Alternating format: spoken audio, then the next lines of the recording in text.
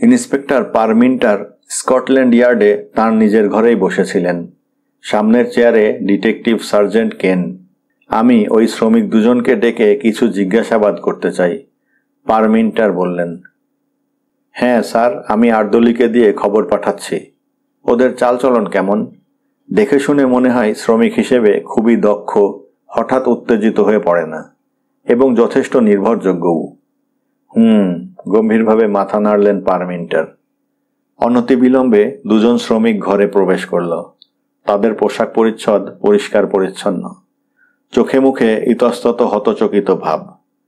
পারমিন্টার এক নজরে দুজনের আপাদমস্তক নিরীক্ষণ করে নিলেন। লোকের মনে আস্থা ফিরিয়ে আনতে তার দক্ষতা অসাধারণ। তাহলে তোমাদের বিশ্বাস লিওনের হত্যাকাণ্ডের ব্যাপারে তোমরা কিছু প্রয়োজনীয় খবরাখবর সরবরাহ করতে পারবে? মৃদু সুরে প্রশ্ন করলেন পারমিন্টার।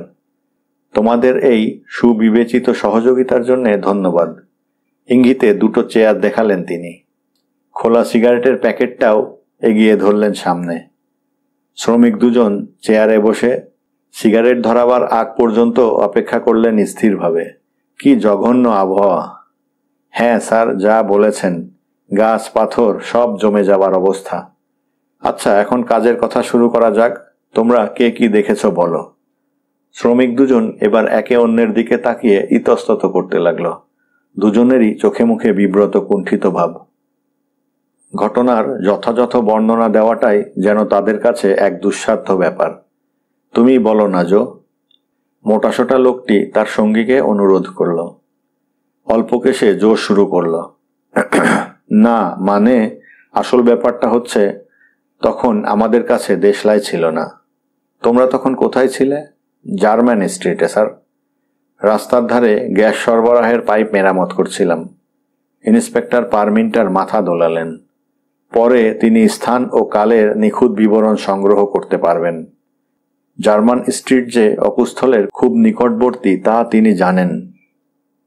তোমাদের কাছে তখন কোনো দেশলাই ছিল না? উৎসাহ দেবার সুরে তিনি খেই ধরলেন কথার। না স্যার, আমার দেশলাইটা ফুরিয়ে গিয়েছিল। বিলের লাইটারটাও তখন জ্বলছিল না। সেই জন্যেই একজন পথচারীকে ডেকে তার কাছে দেশলাই আছে কিনা জানতে চাইলাম। আমি জিজ্ঞেস করলাম ভদ্রলোককে। তাকে দেখে বিশেষ কিছু মনে হয়নি। নেহাত সাধারণ একজন পথচারী ভদ্রলোক। আবার মৃদুমন্দ মাথা নাড়লেন পারমিন্টার। তিনি পকেট থেকে দেশলাই বার করে এগিয়ে দিলেন, কিন্তু মুখে কোনো কথা বললেন না। বিলি ভদ্রতার খাতিরে মন্তব্য করল, কি জঘন্য ঠান্ডা, হাত পা সব অসাড় হয়ে আসে। হ্যাঁ তা বটে, ছোট্ট করে জবাব দিলেন তিনি। তার কণ্ঠস্বর কিরকম খসখসে ধরা ধরা। মনে হলো বুকে বোধহয় সর্দি বসেছে। আমি ধন্যবাদ জানিয়ে দেশলাইটা ফেরত দিলাম ভদ্রলোককে।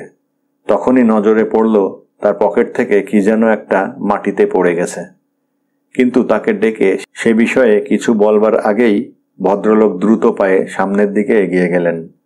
তবু আমি পেছন থেকে তাকে কয়েকবার ডাকাডাকি করলাম। তবে তিনি ততক্ষণে মোড় ঘুরে বাঁ দিকে অদৃশ্য হয়ে গেছেন। তাই না বিল? হ্যাঁ ঠিকই, বিল ঘাড় নাড়ল। তাড়া খাওয়া খরগোশের মতোই ছুটছিলেন ভদ্রলোক। তিনি তখন হ্যারো রোড ধরেই যাচ্ছিলেন এবং এত দ্রুত গতিতে হাঁটছিলেন যে পেছন থেকে দৌড়ে গিয়ে তার নাগাল পাওয়াও সম্ভব মনে হলো না।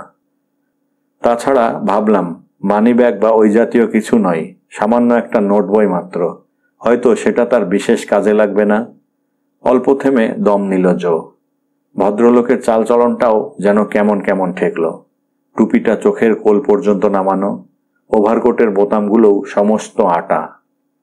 সিনেমার ঠকজোচ্চোরদের ওভারকোটের বোতামগুলোও যেরকম চেহারার হয়ে থাকে অনেকটা সেরকম। এ সম্বন্ধে বিলের কাছে কি একটা মন্তব্য করেছিলাম তখন।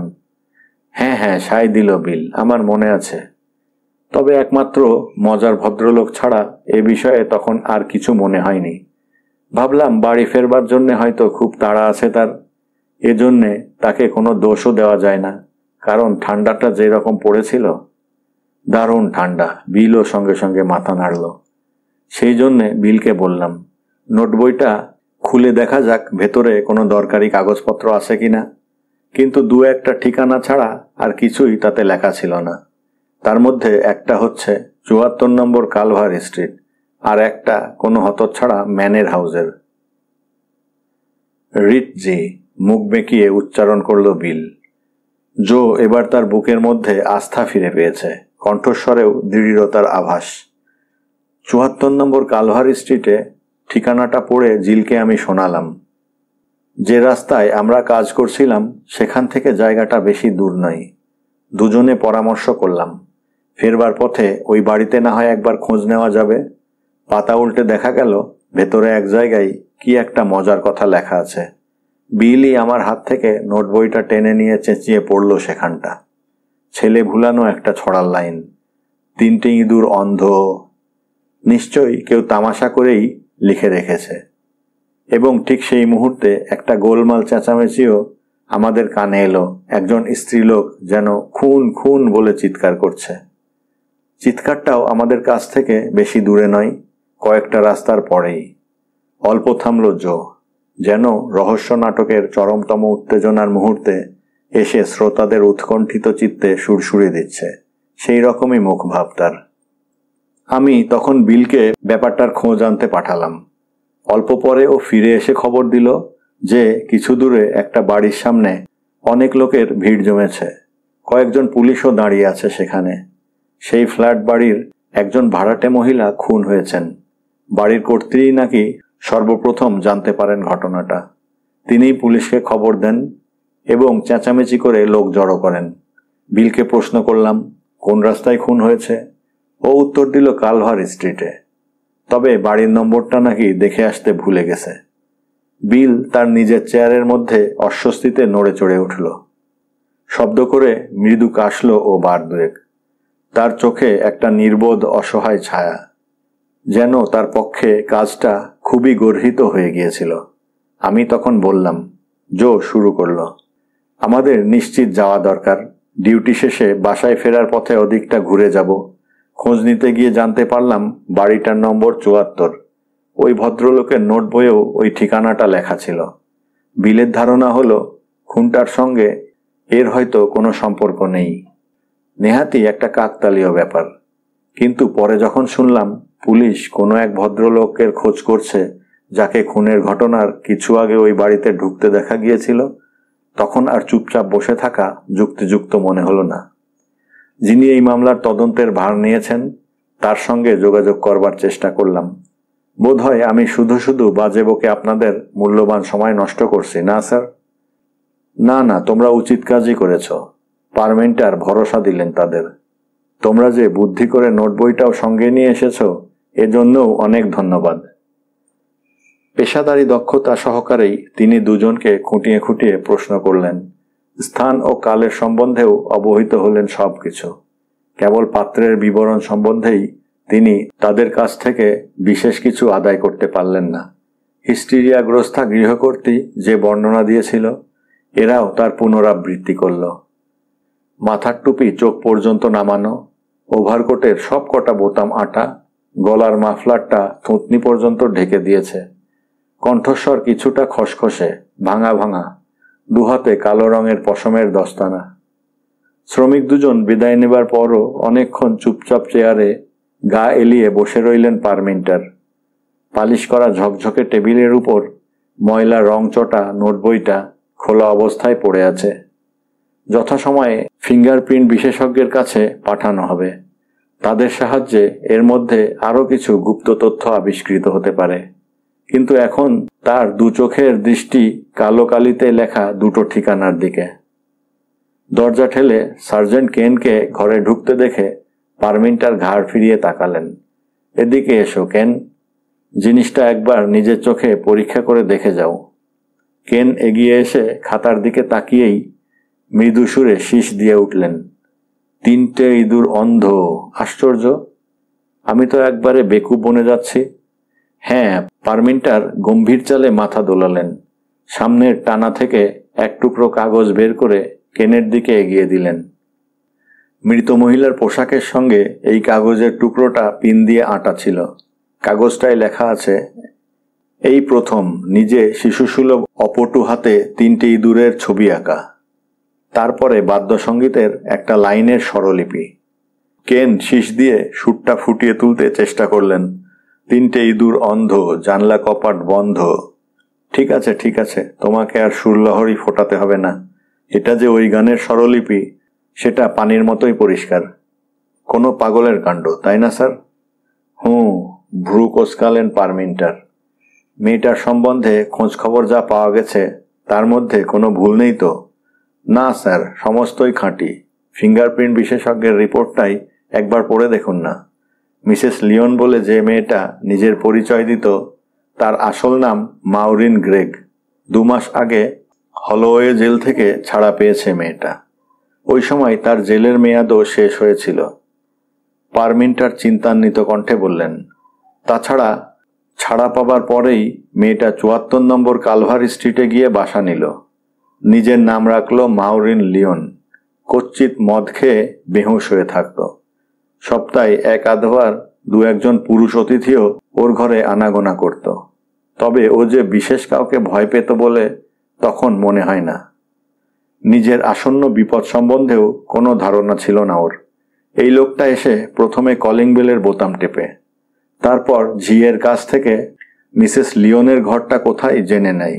সেও লোকটার ভালো বর্ণনা দিতে পারেনি, শুধু জানিয়েছে উচ্চতা মাঝারি ধরনের আর কণ্ঠ কিছুটা ভাঙা। তারপর ঝি নিচের তলায় কাজ সারতে চলে যায়, কিন্তু সন্দেহজনক কোনো শব্দ বা চেঁচামেচি তার কানে যায়নি। এমনকি লোকটা কখন নিঃশব্দে বেরিয়ে গেছে তাও সে বলতে পারে না। মিনিট 10 বা আরও কিছু পরে যখন মিসেস লিওনের জন্য চা নিয়ে যায়, তখনই দেখতে পায় মেয়েটাকে কেউ গলা টিপে মেরে রেখে গেছে। হঠাৎ ঝোঁকের মাথায় এ খুন কেউ করেনি কেন। খুবই সুচিন্তিত পরিকল্পনায় কাজটা সমাধা করা হয়েছে।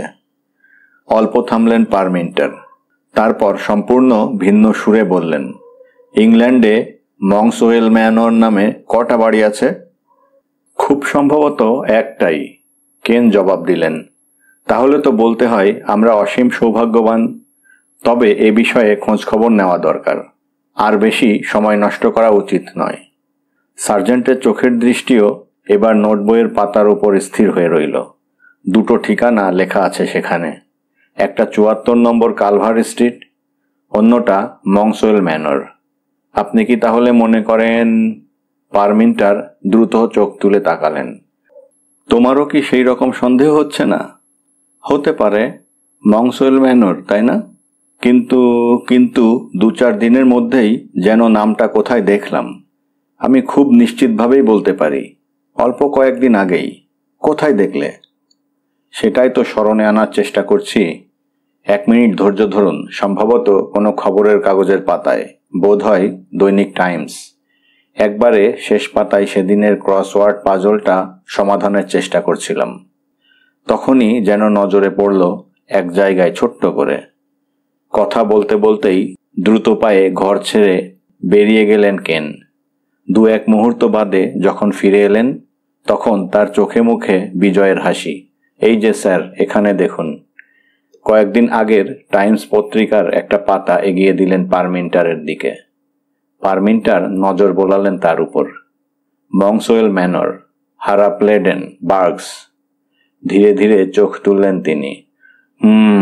তুমি আমায় বার্কশায়ারের পুলিশ অফিসারের লাইনটা দাও তো। মেজর মেটকাফের আগমনের সঙ্গে সঙ্গে মংসওয়েল ম্যানর যেন একটা রীতিমতো হোটেলে পরিণত হলো। কাজকর্মও চলতে লাগলো সেইভাবে। তিনি অবশ্য মিসেস বয়েলের মতো উগ্রচণ্ডী স্বভাবের নন, আবার ক্রিস্টোফার রেনের মতো অস্থির প্রকৃতিরও তাকে বলা চলে না। শক্ত সমর্থ চেহারার মধ্যবয়সী সুপুরুষ একজন ভদ্রলোক, চালচলনে মিলিটারি ভঙ্গি। চাকরি জীবনে অধিকাংশ সময় ভারতবর্ষেই কাটিয়ে দিয়েছেন তিনি। তার জন্যে নির্দিষ্ট ঘর এবং ঘরের আসবাবপত্র দেখেও তিনি সন্তুষ্ট হলেন। মিসেস বয়েলের সঙ্গে তার কোনো পূর্ব পরিচয় না থাকলেও ভদ্রমহিলার 2-1জন দূরসম্পর্কের ভাইকে তিনি চেনেন। দুটো নরম চামড়ার দামি সুটকেসে ভরা তাঁর মালপত্র দেখেও আশ্বস্ত হলো জিল। আর যা হোক, বিল না মিটিয়ে কেটে পড়ার লোক নিশ্চয়ই মেটকাফ নন। সত্যি কথা বলতে কি, মলি এবং জিলও অতিথিদের সম্বন্ধে তাদের পারস্পরিক মনোভাব আদান প্রদান করার মতো ইতিমধ্যে কোনো নিশ্চিন্ত অবসর খুঁজে পায়নি। সারা দিনটা তাদের কাজের মাধ্যমেই কেটে গেছে। লাঞ্চ এবং ডিনার তৈরি করা, পরিবেশন করা, কাপ ডিশ ধোয়া মোছা, আরও কত রকম যে কাজের ঝামেলা তার কোনো ঠিক ঠিকানা নেই। মেজর মেটকাফ অবশ্য কফির খুব প্রশংসা করলেন এবং মলি ও জিল যখন সমস্ত কাজ শেষ করে রাত্রে বিছানায় শুতে এলো তখন তারা রীতিমতো পরিশ্রান্ত হলেও দুজনেরই চোখে মুখে সাফল্যের দীপ্তি। বিজয় গর্বে ফুলে উঠেছে তাদের বুক। কিন্তু উষ্ণ শয্যার মদির আরামও তাদের কপালে বেশিক্ষণ জুটল না। দুটো না বাজতে বাজতেই কলিং বেলের মর্মভেদী আর্তনাদে বিছানা ছেড়ে উঠে পড়তে হলো। দূর ছাই, রাগত সুরে বিড়বিড় করল জিল। এটা তো সদর দরজার ঘণ্টি আওয়াজ, এত রাত্রে আবার কে? তাড়াতাড়ি উঠে গিয়ে দেখো, ব্যস্ত কণ্ঠে মলি জানালো। মলির দিকে ভর্ৎসনার দৃষ্টিতে তাকিয়ে অনিচ্ছুক ভঙ্গিতে উঠে দাঁড়ালো জিল। তারপর ড্রেসিং গাউনটা গায়ের ওপর চড়াতে চড়াতে সিঁড়ি বেয়ে নিচে নেমে এলো। সদর দরজা খোলার শব্দ পেল মলি। কার মৃদুকণ্ঠের আওয়াজও তার কানে ভেসে এলো। মলি আর কৌতূহল দমন করতে পারল না। ধীরে ধীরে শয্যা ছেড়ে উঠে গিয়ে সিঁড়ির মাথায় দাঁড়িয়ে উকি মেরে দেখবার চেষ্টা করলো ব্যাপারটা। জিল একজন অপরিচিত দাড়িওয়ালা ভদ্রলোককে গায়ের ওভারকোট খুলতে সাহায্য করছে। পেঁজা পেঁজা তুষারে আপাদমস্তক ছেয়ে গেছে ভদ্রলোকের। সেই সঙ্গে তাদের সংলাপের দু চারটে টুকরোও সে শুনতে পেল এখন। উফ! একটা ঘন নিঃশ্বাস ছাড়লেন ভদ্রলোক। কথার সুরে বিদেশি টান কানে বাজে। হাতের সমস্ত আঙ্গুলগুলো অসাড় হয়ে গেছে। এগুলো আমার দেহের কোনো অংশ কিনা বুঝতে পারছি না। পায়ের অবস্থাও তথই বচ। শান বাঁধানো মেঝের উপর জোরে জোরে পা ঠোকার শব্দ শোনা গেল। আসুন, ভেতরে আসুন। লাইব্রেরি ঘরের দরজাটা জিল খুলে দিল। ঘরটা এখনো বেশ গরম আছে। 2-5 মিনিটের মধ্যেই আপনার জন্য একটা ঘর আমরা ব্যবস্থা করে দিচ্ছি। ততক্ষণ এখানেই অপেক্ষা করুন। আমাকে সত্যিই ভাগ্যবান বলতে হবে, বিনীত কণ্ঠে নিবেদন করলেন আগন্তুক। মলির কৌতূহল ইতিমধ্যে আরও উদ্গ্রীব হয়ে উঠেছে। সিঁড়ির মাথা থেকে দুধাপ নেমে এসে ও এবার জাফরি কাটা রেলিংয়ের ফাঁক দিয়ে অপরিচিত আগন্তুককে ভালো করে দেখতে লাগলো। ভদ্রলোকের বয়স হয়েছে। গালের দুপাশে কালো চাপ, দীর্ঘ ঘন কৃষ্ণ ভ্রুজোড়া ধনুকের মতো বক্র। গ্রিক পুরাণে বর্ণিত প্রজ্ঞাবান শয়তানের চেহারার সঙ্গে কোথায় যেন একটা সামীপ্য খুঁজে পাওয়া যায়। রগের দুপাশের চুলে অল্প পাক ধরেছে, কিন্তু হাঁটা চলার মধ্যে তারুণ্যের সাবলীল ভঙ্গি। লাইব্রেরির দরজাটা ভেজিয়ে দিয়ে জিল দ্রুত পায়ে সিঁড়ি টপকে উপরে উঠে এলো। মলিও আড়ি পাতা বন্ধ করে উঠে দাঁড়ালো সোজা হয়ে। ভদ্রলোকটিকে জানতে চাইল মলি। জিল মৃদু হাসল। আমাদের অতিথিশালারই আর এক অতিথি। তুষার ঝড়ের ধাক্কায় রাস্তার মাঝখানে গাড়ি বিগড়ে গেছে ভদ্রলোকের। কোনো রকমে গাড়ি থেকে নেমে এক হাঁটু বরফ ভাঙতে ভাঙতে অন্ধের মতো সামনের দিকে এগোচ্ছিলেন, যদি কোনো আশ্রয় খুঁজে পাওয়া যায় এই আশায়। এমন সময় আমাদের সাইনবোর্ডটা নজরে পড়ল। প্রথমে ঠিক বিশ্বাস করতে পারেননি। শকাতর অনুনয়ে সাড়া দিয়ে স্বয়ং ঈশ্বরই যেন মিলিয়ে দিয়েছেন এটা। কোথাও কোনো গন্ডগোল নেই তো? আরে না না, এসব রাতে সিঁদেল চোরেরা রাস্তাঘাটে ঘুরে বেড়ায় না। না মানে আমি বলতে চাই একজন বিদেশি তো বটে। হ্যাঁ তা ঠিক, নাম বললেন প্যারিভিসিনি। তবে ভদ্রলোকের মানিব্যাগটাও আমি দেখেছি। মনে হলো শুধুমাত্র আমাকে দেখাবার জন্যই উনি ইচ্ছা করে পকেট থেকে ব্যাগটা বের করলেন। কড় করে কারেন্সি নোটে ঠাসা। ভদ্রলোককে কোন ঘরটা বন্দোবস্ত করে দেওয়া যায় এবার বলো তো? কেন, সবুজ ডিস্টেম্পার করা ঘরটাই দাও না? সবকিছু সাজানো গোছানো আছে, কেবলমাত্র বিছানাটা পেতে দিলেই হয়। আমার মনে হয় ভদ্রলোককে গোটা দুয়েক পাজামাও ধার দিতে হবে, কেননা ওনার সব মালপত্র গাড়িতেই আটকে আছে। আমায় বললেন কোনো রকমে গাড়ির জানালা দিয়ে তিনিই শুধু নেমে আসতে পেরেছেন। মলি বিছানার চাদর, বালিশের ওয়াড় আর তোয়ালে আনতে ভেতরে গেল। তারপর দুজনে মিলে দ্রুত হাতে শয্যা প্রস্তুত করল। আকাশের যেরকম অবস্থা তাতে মনে হয় পথঘাট সব বরফে চাপা পড়ে যাবে। এই বরফ কেটে রাস্তা বার করতেও সময় লাগবে। আমরা 2-4 দিনের জন্য হয়তো বাইরের পারিপার্শ্বিক জগৎ থেকে বিচ্ছিন্ন হয়ে পড়ব। ব্যাপারটা তাহলে বেশ মজার হয়, তাই না? সম্পূর্ণ নতুন ধরনের এক রোমাঞ্চকর অভিজ্ঞতা। আমার বাপু অত শত মনে হচ্ছে না, সন্দিগ্ধ কণ্ঠে জবাব দিল মলি। কেবলমাত্র পাউরুটি দিয়ে নানান ধরনের খাবার তৈরি করা যে কি অসুবিধাজনক। আচ্ছা জিল, আমার পাউরুটির কেক আর মিঠাইটা তোমার খুব বিস্বাদ লাগে না তো? কি যে বলো, তাকে ভরসা দিল জিল। একেবারে অমৃত, অতিথিরা পাতে পেলে বর্তে যাবে। তবে রুটিওয়ালা যে কি রকম রুটি দিয়ে গেছে সেটাই প্রধান চিন্তার বিষয়। বাসি হলেই বিপদের কথা। পথঘাট বরফে ঢেকে গেলে অন্য কোনো রুটিওয়ালা আর এদিকে আসবে না। শুধু রুটিওয়ালা কেন, মাংস বিক্রেতারও দেখা পাবে না তুমি। না আসবে কোনো পিয়ন বা খবরের কাগজের হকার। এমনকি টেলিফোন যোগাযোগ পর্যন্ত বিচ্ছিন্ন হয়ে যেতে পারে। তখন শুধু রেডিওই সম্বল। তারাই আমাদের কাছে কর্তব্যের নির্দেশ পাঠাবে। তবে আমাদের জেনারেটর আছে, এইটুকুই যা ভরসা। জেনারেটরের সাহায্যেই আমরা নিজেদের ইলেকট্রিক লাইনগুলো চালু রাখতে পারি। কাল সকালে উঠে প্রথমেই আমাদের জেনারেটরটা প্রস্তুত রাখা দরকার। তাছাড়া প্রধান চুল্লিটাতেও কয়লা বোঝাই করতে হবে। আমার বিশ্বাস আগামী 2-4 দিনের মধ্যে নতুন করে কয়লা পাবারও আর কোনো সম্ভাবনা নেই। মজুদ খুব কমে যায়নি তো? চারদিকেই এখন আমাদের ঝামেলা এসে উপস্থিত হচ্ছে। কি দুর্যোগী যে কাল থেকে শুরু হলো। তাড়াতাড়ি করো জিল, এই ভদ্রলোক প্যারা না কি যেন নাম, তাকে ডেকে আনো। আমি আর দাঁড়াতে পারছি না, এবার শুতে যাব। জিলের আশঙ্কা যে অভ্রান্ত প্রত্যুষেই তার প্রমাণ পাওয়া গেল। রাস্তার উপর 5 ফুট বরফ জমে গেছে। অনেক ক্ষেত্রে দরজা জানলা খোলাই এক দুঃসাধ্য ব্যাপার। তুষারপাতের কিন্তু কোনো বিরাম দেখা যাচ্ছে না। ঝরছে তো ঝরছেই। সারা পৃথিবীটাই এখন নিরাভরণ বিধবার মতো সাদা পোশাকে আবৃত। তার বুকের মধ্যে নিঃশব্দ মৃত্যুর হিমেল বিস্তার। মিসেস বয়েল প্রাতকালীন ব্রেকফাস্টে মগ্ন ছিলেন। এই মুহূর্তে ডাইনিং রুমে আর কেউ উপস্থিত নেই। পাশের টেবিলটা মেজর মেটকাফের জন্য নির্দিষ্ট ছিল। তিনি কিছু আগেই প্রাতরাশ সাঙ্গ করে উঠে গেছেন। তার ব্যবহৃত কাপ ডিশগুলোও পরিষ্কারের জন্য নিয়ে যাওয়া হয়েছে। মিস্টার রেনের টেবিলটা অবশ্য সাজানো গোছানো আছে, কিন্তু ভদ্রলোকের এখনো কোনো দর্শন পাওয়া যায়নি। একজন নিশ্চয়ই খুব সকালেই শয্যা ত্যাগ করেন, আর সূর্য মাথার উপর না উঠলে অন্যজনের ঘুম ভাঙে না। কিন্তু মিসেস বয়েল জানেন একটিমাত্র সময়ই প্রাতরাশের জন্য নির্দিষ্ট থাকা উচিত। সেটা হচ্ছে সকাল 9টা। আপন মনে ভাবতে ভাবতেই সুস্বাদু অমলেট শেষ করলেন মিসেস বয়েল। দুপাটি মজবুত শক্ত দাঁতের সাহায্যে হাতে গরম টোস্টগুলোরও সদ্ব্যবহার করলেন। তার বুকের মধ্যে একটা অস্থির রাগ রাগ ভাব।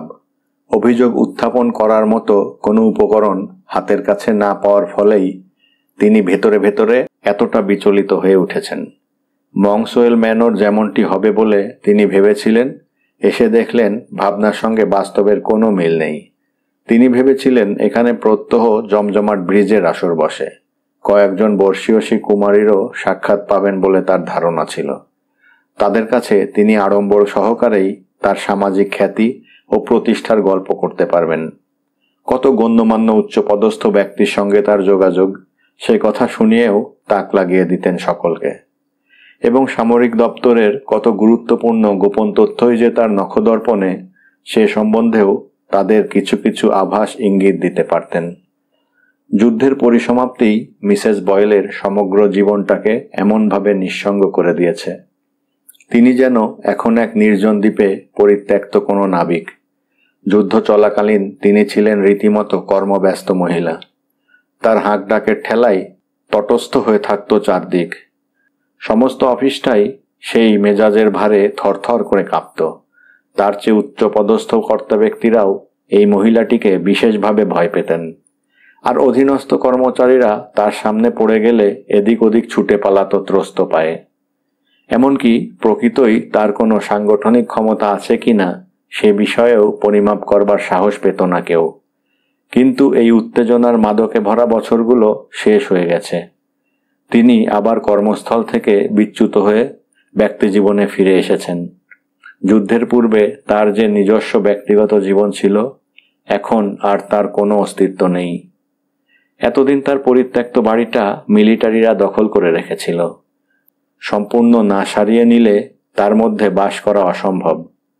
তাছাড়া সেখানে বাস করতে গেলে কাজকর্মের জন্য ঝি দাসীরও প্রয়োজন। তার যে সমস্ত পূর্বপরিচিত বন্ধুবান্ধব ছিল, তারা প্রায় সকলেই এখন কে কোথায় ছড়িয়ে ছিটিয়ে পড়েছে। অবশ্য নতুন পাড়াপড়শিও তিনি খুঁজে পেতে ঠিকই জোগাড় করে নেবেন, তবে তার জন্যে কিছুটা সময় চাই। সেই জন্যে কোনো হোটেল বা বোর্ডিং হাউসই আপাতত সব সমস্যার সমাধান বলে তার মনে হলো। এই সমস্ত ভেবেচিন্তেই তিনি মংসওয়েল ম্যানরকে নির্বাচিত করেছিলেন। বিরাগপূর্ণ দৃষ্টিতেই আশেপাশে ফিরে তাকালেন মিসেস বয়েল। খুবই অসাধুতার পরিচয়, বিড়বিড় করলেন মনে মনে। এরা যে সবে নাম শুরু করতে যাচ্ছে, সে কথাটা আগে আমাকে জানানো উচিত ছিল। হাত দিয়ে শূন্য ডিশটা আর একটু দূরে ঠেলে দিলেন তিনি। ব্রেকফাস্টের প্রতিটি বস্তুই যে সুস্বাদু এবং সুপরিবেশিত, তার ফলেই ক্ষোভের কারণ তো বেশি।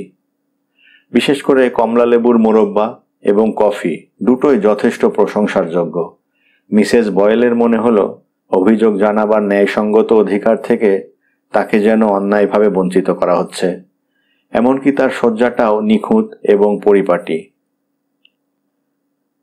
ওপরের চাদরটার চারধারে বাহারি নকশা কাটা, মাথার বালিশটাও খুব নরম আর মোলায়েম। মিসেস বয়েল এই ধরনের আরাম ও সুখ স্বাচ্ছন্দ্য পছন্দ করেন, কিন্তু অন্যের কাজের খুঁত ধরে বেড়ানো তার একটি প্রিয় বিলাস, এবং দুটোর মধ্যে তুলনামূলকভাবে দ্বিতীয়টাতেই তার অধিক আসক্তি। সম্রাজ্ঞীর মতো মহিমান্বিত ভঙ্গিমায় ধীরে ধীরে চেয়ার ছেড়ে উঠে দাঁড়ালেন তিনি। তারপর ডাইনিং রুম পেরিয়ে বারান্দায় পা দিলেন।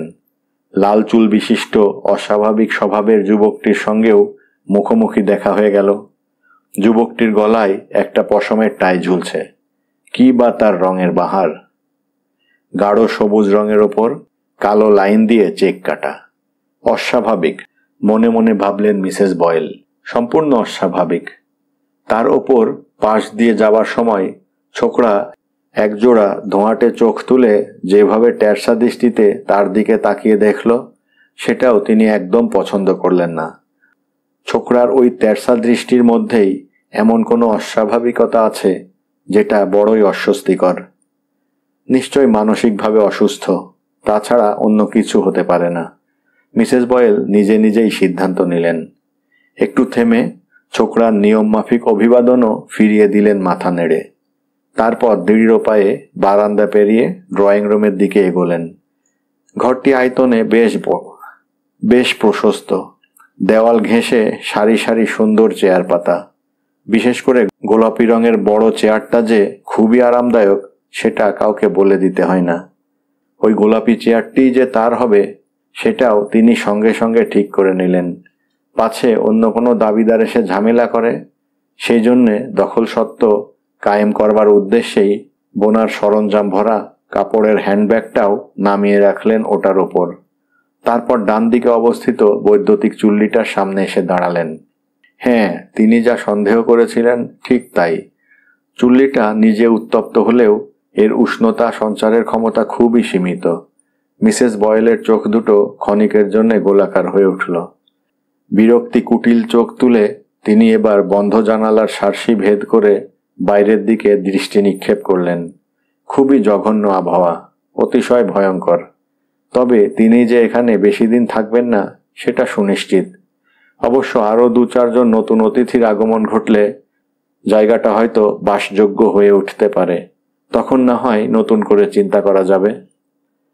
বাইরের ছাদ থেকে কিছু তুষার ঝুরঝুর শব্দ করে সামনের উঠোনে ঝরে পড়ল। চমকে লাফিয়ে উঠলেন মিসেস বয়েল। না, নিজের অজান্তেই একটা আর্ত সুর বেরিয়ে এলো তার গলা দিয়ে। আর কিছুতেই আমি এখানে থাকব না। কেউ যেন চাপা কণ্ঠে হেসে উঠল পিছন থেকে। তৎপর ভঙ্গিতে ঘুরে দাঁড়ালেন মিসেস বয়েল। যুবক রেনি দরজার গোড়ায় দাঁড়িয়ে তার দিকে চোখ তুলে তাকিয়ে আছেন। তার দৃষ্টির মধ্যে সেই একই তির্যক হাসির আভাস। মেজর মেটাকাফ খিড়কির দরজায় জমাট বাঁধা তুষার অপসারণের ব্যাপারে জিলকে সাহায্য করছিলেন। ভদ্রলোক রীতিমতো পরিশ্রমী। জিলও গদগদ চিত্তে ভদ্রলোককে আন্তরিক কৃতজ্ঞতা জানাচ্ছিল সেজন্যে। সত্যি এটা একটা ভালো ব্যায়াম। মেজর মেটাকাফ মাথা নেড়ে মন্তব্য করলেন, দেহের কলকবজাগুলো ঠিক রাখবার জন্যে প্রত্যহই এ ধরনের কোনো না কোনো শরীরচর্চা করা উচিত। তাহলে সত্যি মেজর মেটাকাফ নিয়মিত স্বাস্থ্য চর্চা করেন? মনে মনে সেটাই আশঙ্কা করেছিল জিল। কেননা সকাল 7:30টায় মিনি প্রাতরাশ সারেন তার সম্বন্ধে এই ধরনের চিন্তাই সর্বপ্রথমে মনে আসে। জিলের মানসিক চিন্তাভাবনার আঁচ পেয়েই যেন মেজর বললেন, আপনার স্ত্রী যে ভোরবেলায় আমার জন্য প্রাতরাশের ব্যবস্থা রেখেছিলেন, এর জন্য অসংখ্য ধন্যবাদ। ডিমটাও তাজা ছিল খুব। হোটেলের নানাবিধ কাজকর্মের প্রয়োজনেই সকাল 7টার আগেই বিছানা ছেড়ে উঠে পড়তে হয়েছিল জিলকে। সে এবং মলি দুজনে মিলে ডিম সিদ্ধ করল, চা তৈরি করল। তারপর সব কিছু বসবার ঘরে এনে সাজিয়ে গুছিয়ে রাখল। প্রতিটি বস্তুই নিখুঁত এবং পরিষ্কার পরিচ্ছন্ন। একটা কথা মনে মনে না ভেবে পারেনি জিল।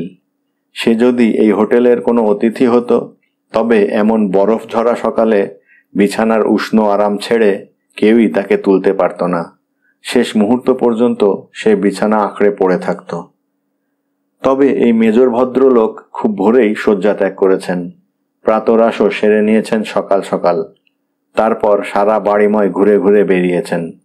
দেখলেই বোঝা যায় অদম্য প্রাণ শক্তিতে ভরপুর একজন সুস্থ সবল মানুষ। ভালো, মনে মনে ভাবল জিল। পরিষ্কার করবার মতো অনেক বরফই চারধারে জমে আছে। আর চোখে জিল আর একবার তার সাহায্যকারীর দিকে তাকিয়ে দেখল। ভদ্রলোকের প্রকৃতির সঠিক হদিস পাওয়া শক্ত। পরিশ্রমী, বয়সও বোধ হয় 50 পেরিয়েছে। তবে তার চোখ দুটোই একটু যেন কেমন কেমন। সর্বদাই যেন একজোড়া তীক্ষ্ণ অনুসন্ধানী দৃষ্টি মেলে সকলের ভাবগতিক লক্ষ্য করছেন। কোনো কিছুই যেন তার নজর এড়িয়ে যায় না। কি উদ্দেশ্য নিয়ে যে তিনি মংসওয়েল ম্যানরে এসে উঠেছেন, সেই কথাই চিন্তা করল জিল। যুদ্ধ শেষ হবার ফলেই হয়তো তাকে সেনাবাহিনী থেকে অবসর নিতে হয়েছে এবং হাতেও এখন আর অন্য কোনো কাজ নেই। মিস্টার প্যারাভিসিনি দেরিতেই ঘুম থেকে উঠলেন। কফি আর এক টুকরো টোস্ট ছাড়া অন্য কিছু গ্রহণ করলেন না। প্রাতরাশেও ইউরোপীয় স্বভাবজাত মিতব্যয়িতার পরিচয় দেখালেন। তবে মলির সঙ্গে প্রথম দর্শনের সময় তার যেন বিনয়ের বাঁধ ভেঙে গেল। মলিও অপ্রতিভ হয়ে উঠল রীতিমতো। ভদ্রলোক 2 পায়ে ভর দিয়ে ব্যগ্রভঙ্গিতে উঠে দাঁড়িয়ে আভূমি মাথা নত করে সাদরে তাকে অভিবাদন জানালেন। আসুন আসুন, আমাদের মহিষী গৃহকর্ত্রী, সুপ্রভাত। সত্যি আপনি অসামান্য। বলুন, আমি ঠিক বললাম কিনা? ইতস্ততভাবেই মাথা নেড়ে সায় দিল মলি। প্রকৃতপক্ষে এই প্রসঙ্গ দীর্ঘতর করবার তার কোনো অভিপ্রায় ছিল না। এখন ভনিতা করবার মতো এক চুল অবসর নেই। আর কেন যে ভাড়ার ঘরের তদারকি করতে করতে মলি স্বগতোক্তির সুরে বিড়বিড় করল। প্রত্যেকে নিজেদের খেয়াল খুশি মতো ব্রেকফাস্টের সময় বেঁধে রাখে। ঝক্কি ঝামেলা সামলানো সত্যি বড় কঠিন কাজ। ডিশগুলো মুছে রেখে মলি এবার দ্রুত পায়ে সিঁড়ি বেয়ে দোতলায় উঠে এলো। তাকে এখন অতিথিদের বিছানাপত্রগুলো নতুন করে পেতে দিতে হবে এবং এ ব্যাপারে জিলের সাহায্যও আজ পাওয়া যাবে না। জিল এখন সারা বাড়ির বরফ সরাতে ব্যস্ত। দ্রুত হাতেই কাজ সারল মলি। তবে তার মধ্যে যত্নের কোনো অভাব ছিল না। অতিথিদের বাথরুমে পানির সরবরাহ ঠিক আছে কিনা সেদিকেও দৃষ্টি দেওয়া প্রয়োজন। মলি এবার বাথরুমগুলো ঘুরে দেখতে লাগলো। টেলিফোনটাও বেজে উঠল এই সময়। এত কাজের মধ্যে নতুন উপদ্রব যুক্ত হলে স্বভাবতই মনটা একটু বেজার হয়ে ওঠে। মলির বুকেও বিরক্তির মেঘ জমতে শুরু করেছিল। কিন্তু এই ঘোর দুর্যোগের দিনে টেলিফোনের লাইনটা অন্তত চালু আছে, এই কথা ভেবেও আবার শান্তি ফিরে পেল কিছুটা। মলি যখন ছুটতে ছুটতে লাইব্রেরি ঘরে এসে পৌঁছল, তখন সে রীতিমতো হাঁপাচ্ছে। সেই অবস্থাতেই তুলে নিল রিসিভারটা। হ্যাঁ বলুন। দূরভাষের অপর প্রান্ত থেকে একটা ভরাট গভীর স্বর ভেসে এলো। মংসওয়েল ম্যানর? হ্যাঁ, এটাই মংসওয়েল ম্যানর, অতিথিশালা।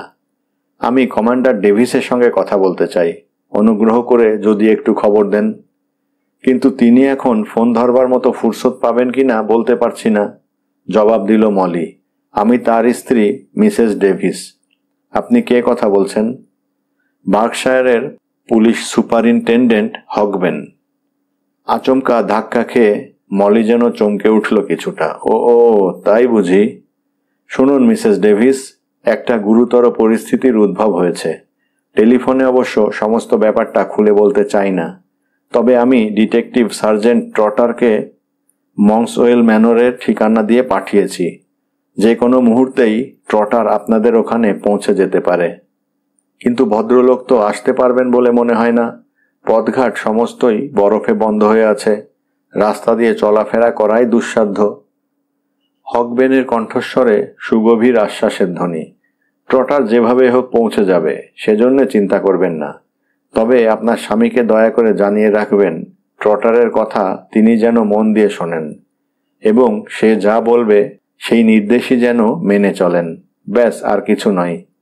কিন্তু সুপারিনটেন্ডেন্ট হগবেন কেনই বা? মাঝপথে থেমে গেল মলি। হগবেন ইতিমধ্যেই লাইন কেটে দিয়েছেন। তার অর্থ তিনি যা বললেন এর বেশি তার আর কোনো বক্তব্য নেই। তবুও কয়েক মুহূর্ত ফোন ধরে দাঁড়িয়ে রইল বোকার মতো।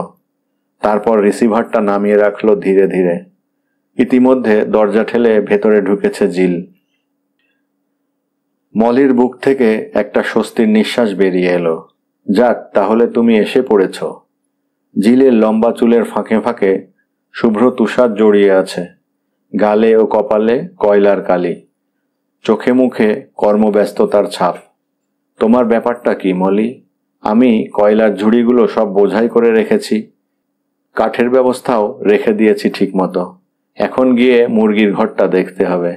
তারপর বয়লারটার সুবন্দোবস্ত করতে পারলেই এ বেলার মতো আমার ছুটি।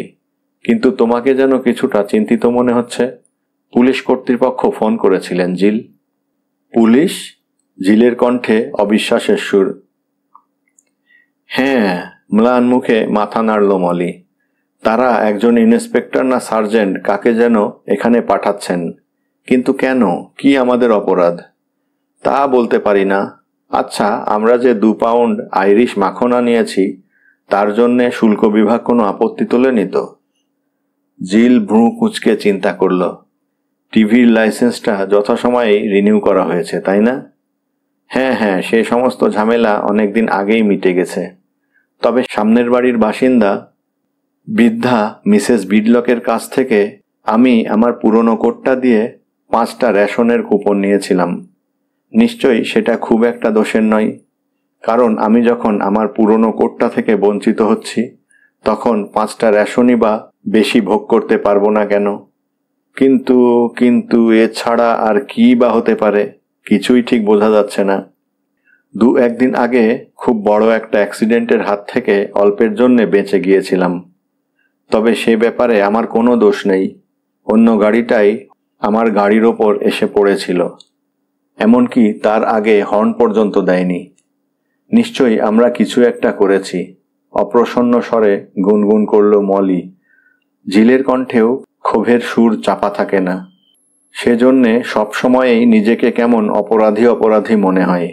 তবে আমার দৃঢ় বিশ্বাস এই অতিথিশালা সংক্রান্তই কিছু হবে। বিনা অনুমতিতে এ ধরনের কোনো ব্যবসা পরিচালনাটাই হয়তো আইনের চোখে দণ্ডনীয় অপরাধ।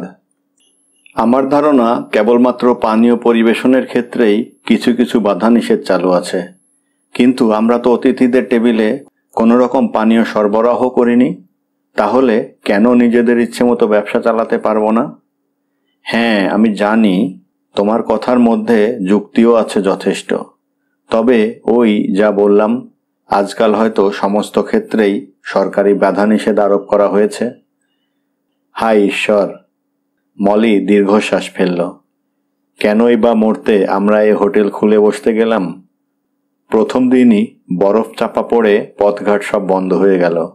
তার ফলে অসময়ের জন্যে যে সমস্ত টিনের খাবার আমরা মজুত করে রেখেছিলাম সেসবই অতিথিরা দুদিনে শেষ করে দেবে। অল্পতেই তুমি বেশি নার্ভাস হয়ে পড়ো, সান্ত্বনার সুরে জিল বলল। আমাদের হয়তো এখন কিছুটা দুর্দিন যাচ্ছে, কিন্তু শিগগিরই দুর্যোগের মেঘ কেটে যাবে। অন্যমনস্কভাবে মলির কপালে আলতো করে ঠোঁট ছোঁয়ালো জিল। তারপর একটু থেমে সম্পূর্ণ ভিন্ন সুরে বলে উঠল, একটা কথা কি জানো মলি, আমার কেবলই মনে হচ্ছে বিষয়টা নিশ্চয়ই খুব গুরুতর কিছু হবে। তা না হলে খামোখা একজন পুলিশ সার্জেন্টকেই বা তারা এখানে পাঠাতে যাবে কেন? চোখ তুলে জানলা দিয়ে বাইরের দিকে ইঙ্গিত করল জিল। খুব জরুরি কিছু না হলে এমন দিনে। মলিও কোনো কথা বলল না। দুজনে দুজনের দিকে উৎকণ্ঠিত দৃষ্টিতে তাকিয়ে রইল। ভেজানো দরজা ঠেলে মিসেস বয়েল ভেতরে প্রবেশ করলেন। এই যে আপনি এখানে মিস্টার ডেভিস। মিসেস বয়েলের কণ্ঠস্বরে সুগভীর কাঠিন্য। ড্রয়িং রুমের তাপচুল্লিটা যে ঠান্ডা পাথর হয়ে গেছে সে খবর কি আপনার কানে পৌঁছেছে? আমি খুবই দুঃখিত মিসেস বয়েল, আমাদের কয়লার মজুতটা একেবারে ফুরিয়ে এসেছে, তাই। মিসেস বয়েল নির্দয় কণ্ঠে মন্তব্য করলেন, কিন্তু আমি সপ্তাহে 7 গিনি করে দিচ্ছি, সে কথাও ভুলে যাবেন না। 7 গিনি, সেটাও নিশ্চয়ই ঠান্ডায় জমে যাবার জন্যে নয়। জিল লজ্জিত কণ্ঠে উত্তর দিল, এক্ষুনি গিয়েই আমি ওটা জ্বালাবার বন্দোবস্ত করে দিচ্ছি। দ্রুত পায়ে ঘর ছেড়ে বেরিয়ে গেল জিল। মিসেস বয়েল এবার মলির দিকে ফিরে তাকালেন। একটা কথা আপনাকে বলছি বলে কিছু মনে করবেন না মিসেস ডেভিড, তবে এই যে যুবকটি এখানে আছে তার চালচলন খুবই অস্বাভাবিক। তার কথাবার্তা, এমনকি গলায় বাঁধা টাইটা পর্যন্ত, সবকিছুই খুব অদ্ভুত ধরনের। তার উপর চুলটুল আঁচড়ানোর কোনো অভ্যেসও বোধহয় নেই ওর। কিন্তু যুবকটি তো একজন ভালো স্থপতি, জবাব দিল মলি। মাফ করবেন, আপনার কথার অর্থ? ক্রিস্টোফার রেন একজন স্থপতি এবং শুনুন শুনুন মিসেস ডেভিস, মাঝপথে বাধা দিলেন মিসেস বয়েল। স্যার ক্রিস্টোফার রেনের নাম আমি শুনেছি।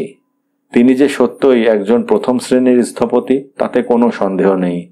সেন্ট পল ইত্যাদি তার অনেক কীর্তির কথাই সকলের সুবিদিত। কিন্তু আপনারা মনে করেন যে 2 দিন কোনো আর্ট স্কুলে পড়লেও শিল্পতত্ত্বের সবকিছু অনায়াসে শিখে ফেলা যায়? আমি এখন এই যুবকটির কথাই বলছি। এর নামও ক্রিস্টোফার রেন। যুবকটির বাপ মা চেয়েছিলেন বড় হলে তাদের ছেলে একজন নামকরা স্থপতি হবে, সেই জন্যেই ওই রকম নামকরণ করেছিলেন, এবং তাদের সেই স্বপ্নও প্রায় সত্যি হয়েছে বলা চলে। বিরক্তিতে নাক কোঁচকালেন মিসেস বয়েল। তবে আমার কাছে সমস্ত বিষয়টা খুবই সন্দেহজনক বলে মনে হচ্ছে। আমি যদি আপনার জায়গায় থাকতাম তাহলে ছেলেটির সম্বন্ধে রীতিমতো খোঁজ খবর না নিয়ে ছাড়তাম না। ওর সম্বন্ধে আপনিই বা কতটুকু জানেন? আপনার সম্বন্ধে যতটুকু জানি ঠিক ততটুকুই মিসেস বয়েল। সেটা হচ্ছে এই যে আপনারা দুজনেই সপ্তাহে 7 গিনি করে দেবেন, এবং এইটুকু জানলেই আমার চলে যাবে, তাই নয় কি? কারণ সেটাই শুধু আমার জ্ঞাতব্য বিষয়। সত্যি আমি আমার অতিথিদের পছন্দ করি। কি? মলি এবার সোজাসুজি চোখ তুলে তাকালো। করি না, তাতে কিছু যায় আসে না। মিসেস বয়েল সবিশেষ ক্রুদ্ধ হলেন। আপনার বয়স এবং অভিজ্ঞতা দুটোই খুব কম, সেই কারণে কোনো অভিজ্ঞ ব্যক্তির পরামর্শ গ্রহণ করাই এক্ষেত্রে সমীচীন। আচ্ছা, ওই অদ্ভুত দর্শন বিদেশি ভদ্রলোকটিই বা কে? কখনই বা হাজির হলেন উনি? মাঝরাতে। তাই নাকি? ভারী অদ্ভুত তো। কোনো নতুন জায়গায় এসে উঠবার পক্ষে সময়টা নিশ্চয়ই খুব উপযুক্ত নয়, কিন্তু প্রকৃত ভ্রমণকারীকে ফিরিয়ে দেওয়া নীতিবিরুদ্ধ মিসেস বয়েল। মিষ্টি করে ফোড়ন কাটল মলি। আপনি হয়তো এই আইন সম্পর্কে ঠিক অবহিত নন। আমার বক্তব্য হচ্ছে, এই যে ভদ্রলোক, প্যারিভিসিনি না কি যেন নাম, খুব সুবিধে প্রকৃতির বলে। সাবধান সাবধান ম্যাডাম, যদি আপনি শয়তানের সম্বন্ধে কোনো মন্তব্য করেন এবং ঘটনাচক্রে সে যদি। সামনে ভূত দেখার মতোই আচমকা লাফিয়ে উঠলেন মিসেস বয়েল। সাক্ষাৎ শয়তানই যেন এখন তাকে সম্বোধন করছে। নিঃশব্দ পায়ে মিস্টার প্যারিভিসিনি যে কখন সেখানে হাজির হয়েছেন দুজনের কারুরই সেটা এতক্ষণ নজরে পড়েনি। দাঁড়িয়ে দাঁড়িয়ে বিনম্র ভঙ্গিতে হাত কচলাচ্ছিলেন ভদ্রলোক। তাঁর ঠোঁটের আগায় শয়তান সুলভ কুটিল হাসির উল্লাস। আপনি আমায় চমকে দিয়েছিলেন, বিব্রত ভঙ্গিতে মন্তব্য করলেন মিসেস বয়েল। কখন যে চুপিসারে আমাদের পেছনে এসে দাঁড়িয়েছেন একেবারে টের পাইনি। হ্যাঁ, আমি নিঃশব্দ পায়েই চলাফেরা করি, প্যারিভিসিনি জানালেন। কেউ আমার পায়ের আওয়াজ শুনতে পায় না। ব্যাপারটা আমার কাছে খুবই মজার লাগে। তার ফলে কখনো সখনো অপরের আলাপ আলোচনাও আমার কানে এসে পৌঁছয়, তাতেও খুব মজা পাই আমি। একটু থেমে তিনি আবার মৃদু স্বরে বললেন, কিন্তু একবার যা শুনি তা আর কোনোদিন ভুলি না। তা তো বটেই। মিসেস বয়েলের কণ্ঠস্বর কিঞ্চিত দুর্বল শোনালো। আমি আমার সাজ সরঞ্জাম বোধ হয় সব ড্রেসিং রুমেই ফেলে এসেছি, যাই। মিসেস বয়েল দ্রুত পায়ে স্থান ত্যাগ করলেন। মলি কিছুটা বিমূঢ় দৃষ্টিতেই নিরীক্ষণ করছিল এই বিদেশি ভদ্রলোককে। এবার বেশ লাফিয়ে ঝাঁপিয়েই ভদ্রলোক তার দিকে এগিয়ে এলেন। আমার মহিয়সী গৃহকর্ত্রীকে যেন কিঞ্চিত বিচলিত দেখাচ্ছে। মলি কোনো বাধা দেবার আগেই ভদ্রলোক তার একটা হাত নিজের মুঠোর মধ্যে টেনে নিয়ে তালুর উল্টো পিঠে মৃদু চুম্বন এঁকে দিলেন। এর কারণ কি ম্যাডাম? এক পা পিছিয়ে গেল মলি। মিস্টার প্যারিভিসিনিকে সত্যিই সে পছন্দ করে কিনা সে সম্বন্ধেও মনে মনে সম্পূর্ণ নিশ্চিত হতে পারল না। ভদ্রলোকের দুর্বোধ্য বঙ্কিম কটাক্ষে যেন এক পাশবিক লালসার আভাসই প্রতিভাত হচ্ছে। আজকে সকাল থেকেই নানা রকম অশান্তি উপদ্রব শুরু হয়েছে, হালকা সুরে জবাব দিল মলি। হতচ্ছাড়া তুষারপাতই তার প্রধান কারণ। হ্যাঁ, তা ঠিক। মিস্টার প্যারাভিসিনি মাথা নাড়তে নাড়তে জানালা দিয়ে বাইরের দিকে তাকালেন। এই বরফই যত নষ্টের গোড়া, তাই নয় কি? অবশ্য এর অনেক সুখ সুবিধেও আছে, সে কথা অস্বীকার করা যায় না। আপনি কি বলতে চাইছেন ঠিক বুঝতে পারছি না। সেটা খুব অস্বাভাবিক নয়, চিন্তান্বিত কণ্ঠে জবাব দিলেন প্যারাভিসিনি। পৃথিবীতে অনেক কিছুই আছে যা আপনি জানেন না, এবং একটা বিষয় সম্বন্ধে আমি খুবই নিশ্চিত, অতিথিশালা পরিচালনার ব্যাপারে আপনার খুব একটা অভিজ্ঞতা নেই। মলির দুগালে লজ্জার রক্তিম আভা ফুটে উঠল। তা হয়তো সত্যি, তবে আমাদেরও উৎসাহের অন্ত নেই। আমরা এর পেছনেই লেগে থাকবো বলে স্থির করেছি। বাহ বাহ বাহ বাহ, এই তো চাই। তাছাড়া রাঁধুনি হিসেবেও আমি খুব একটা মন্দ নই, বলুন। মলির কণ্ঠে উদ্বিগ্নতার সুর চাপা রইল না। না না, আপনার হাতে জাদু আছে, ঠিক আপনার মতোই মোহনীয়, উৎসাহিতভাবে সায় দিলেন প্যারাভিসিনি। এই বিদেশিরা কি জঘন্য প্রকৃতিরই না হয়, মনে মনে চিন্তা করল মলি। প্যারাভিসিনি যেন মলির মনের কথা বুঝতে পারলেন। সঙ্গে সঙ্গে তার আচার আচরণও সম্পূর্ণ বদলে গেল। তিনি আবার রীতিমতো গম্ভীরভাবেই বললেন, আমি কিন্তু একটা বিষয়ে আপনাকে সাবধান করে দিতে চাই মিসেস ডেভিস। আপনারা দুজনে বাইরের লোকদের খুব বেশি বিশ্বাস করবেন না। এখানে যারা অতিথি আছেন তাদের সবার পরিচয় কি আপনি জানেন? এটা কি সত্যিই খুব প্রয়োজনীয়? মলিকে কিছুটা বিচলিত মনে হলো। আমার ধারণা অতিথিরা সাধারণত এমনি এসে থাকেন। যাকে আপনি ছাদের নিচে আশ্রয় দিচ্ছেন তার সম্বন্ধে যতটা সম্ভব খোঁজ নিয়ে নেওয়াই সুবিবেচকের পরিচয় নয় কি? সামনের দিকে সামান্য ঝুঁকে পড়ে কিছুটা ভয় দেখানো ভঙ্গিতেই মলির কাঁধে দু একটা টোকা দিলেন ভদ্রলোক। এই যেমন আমার কথাই ধরুন না, মাঝরাতে হুট করে আমার আবির্ভাব ঘটল। আমি আপনাকে জানালাম তুষারপাতের ফলে রাস্তার মধ্যিখানে আমার গাড়িটা আটকে পড়েছে। তাহলে প্রকৃতপক্ষে আপনি আমার সম্বন্ধে কতটুকু জানতে পারলেন? একেবারে কিছুই না। এবং আমার দৃঢ় বিশ্বাস অন্যান্য অতিথিদের সম্বন্ধেও আপনার অজ্ঞতা ঠিক এরকম। কিন্তু মিসেস বয়েল তো... কথার মাঝখানেই মলিকে থেমে যেতে হলো, কেননা স্বয়ং মিসেস বয়েলই তার বোনার সাজ সরঞ্জাম হাতে নিয়ে আবার হাজির হলেন সেখানে। ড্রয়িং রুমটা বড় বেশি ঠান্ডা, তার চেয়ে এখানকার আবহাওয়া অনেক উষ্ণ আছে। মৃদুস্বরে মন্তব্যটা ছুঁড়ে দিয়ে ভদ্রমহিলা তাপচুল্লির পাশে একটা চেয়ারের দিকে এগোলেন। দ্রুত পায়ে মিসেস বয়েলকে অতিক্রম করে সামনে গিয়ে দাঁড়ালেন প্যারাভেসিনি। যদি অনুমতি করেন ম্যাডাম, আমি আপনার জন্যে তাপচুল্লির আগুনটা একটু উস্কে দিতে পারি।